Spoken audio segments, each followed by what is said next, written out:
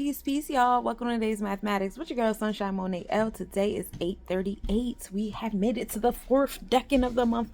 This is the decan of foundation. This is the decan of culture. This is the decan that we build the things upon as we enter the month of 9, of harvest, of giving birth.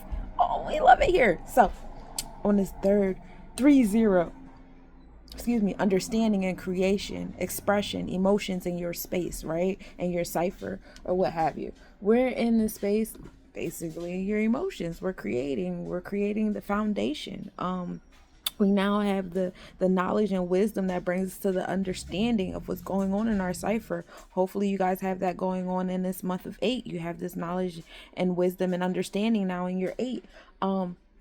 So now we're going to take that 3, we're going to put it into the month of 8. So now we get a chance to like edit this understanding that we have, this sense of creation, our emotions, all those things. We're editing it. We're building and destroying upon it, transformations, enforcing it in our space, because that's where the real transformation occurs, right? When you start enforcing these things into your space, how you want these things to be, how you want to create these things, etc., etc. And when you enforce them, now you see, oh, okay, I like this part of it. I don't really like that part of it too much. Or I need to increase this over here and I need to decrease that over there. And I need to organize this right here over here like this and do that over there like that. So that's what we're coming into in our mindset when we put that 3 to the 8 in terms of what we create and how our emotions are being ran and what we understand in our space, right?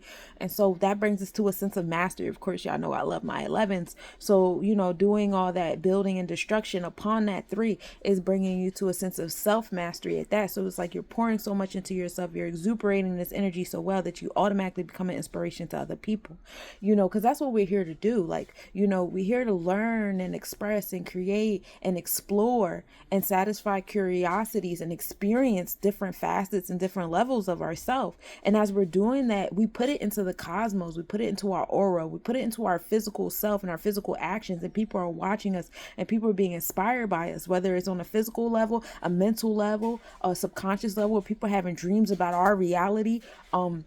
And then you go ahead and meet them in the physical and they look so familiar, and it's because you've been hearing their voice and your subconscious, you've been receiving their uploads as your downloads. You've been having dreams about their reality. You've been inspired by their movements, and you didn't even meet this person yet, or you did meet this person and you get to watch this person, whether it's social media or in a physical, and just be inspired and say, hey, I look up to this person. I look up to this energy. I love to watch your perseverance and etc., etc. You have no idea how many people are watching you be you. You know what I'm saying? So like, be you. All the world's a stage. You know what I'm saying? We're just players. What kind of player do you want to be?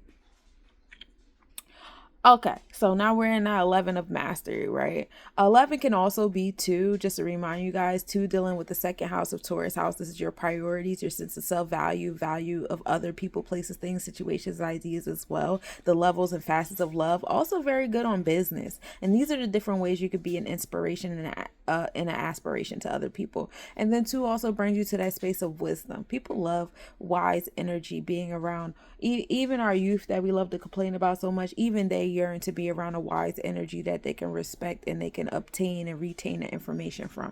And so we bring that 11 and we're going to put that into the year of 8. This is the year of the wood dragon. This is building and destruction. This is transformations. This is rebirth. This is occultism. This is sitting on your throne. We only have one more day of the double 8 month and year, and this is the only month and year in this year for a very long time that we're going to receive an 8 and 8. And this is the only time we're going to receive an 8 and 8 in 2024. So you take every day like it's the only day of that day, because it is, when you think about it, for real. And that should make you like cherish and honor that day even more.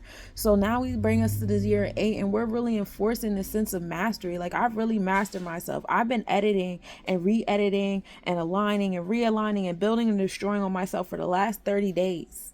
I have been in these double 8s for the last 30 days. I get one more day of the double 8s. You know what I'm saying? Don't take advantage. I would say don't take advantage, but yes, take advantage. Take all the advantage. Be advantageous. That's what you want to be right now, right? Take advantage. Because we're going to edit it. It's going to bring us to knowledge being born in this space. And with that knowledge being born in our space, we take that one and we take initiative, because that's also deals with Aries Ogun energy. That's that cardinal action energy, putting your first foot forward to getting those things done and initiated, if not fully completed and wrapped up, as we close out this month of 8 in the year of 8. Some of you guys are already on the month of 9, and how y'all want to, bring that into fruition, and what you guys want that to look like. And, kudos to you guys for that as well. But yeah, taking that initiative on that 9 is the ninth house. That's Sagittarius. That's expansion and abundance, positivity, optimism. That's that wisdom from the oracle and the sage. That's that sacral chakra energy, the utopian type of energy, being a philanthropist, being giving. Have boundaries with this, because that's what that 1 wants you to do too. Have boundaries and limitation to the 9. You know what I mean? It makes it a safer space for you. At the same token, have knowledge on that 9. Have knowledge from the oracle, sage, and wisdom. Pay attention to your nervous system and your nerves and things like that, because Mercury going prograde. I know that's definitely putting a pull on you guys on your daily routine, your health and wellness. So pay attention to all that you're learning in that space. You know what I'm saying? So 1 and 9 ultimately brings us to 1 in our cipher, having that knowledge of our cipher and our space. And ultimately today is a day of 1. So enjoy this day of 1, this day of knowledge, this day of intellect, and really like looking back on the last 30 days of the 8th month of the 8th year, and how much you got to like hone in and edit and change. I know it wasn't very stable this month, but it wasn't supposed to be, because this was the month of really just like allowing yourself to edit and erase and go back and go forward, and then edit and erase and go back and then go forward.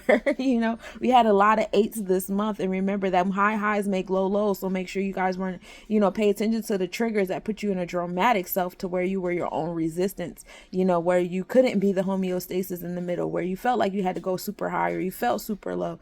Pay attention to those different triggers that had you experiencing those things, so when you can move forward, especially when we enter this year of 9, you can move forward with a new attitude, a new sense of confidence when we enter these, because we will have more days of 8s. Don't worry about it. So let's talk about what's astronomically happening. We start the day off with a 15% wanding crescent moon, and that moon of cleansing the intangible things, like our emotions, our mindset, our auric energy.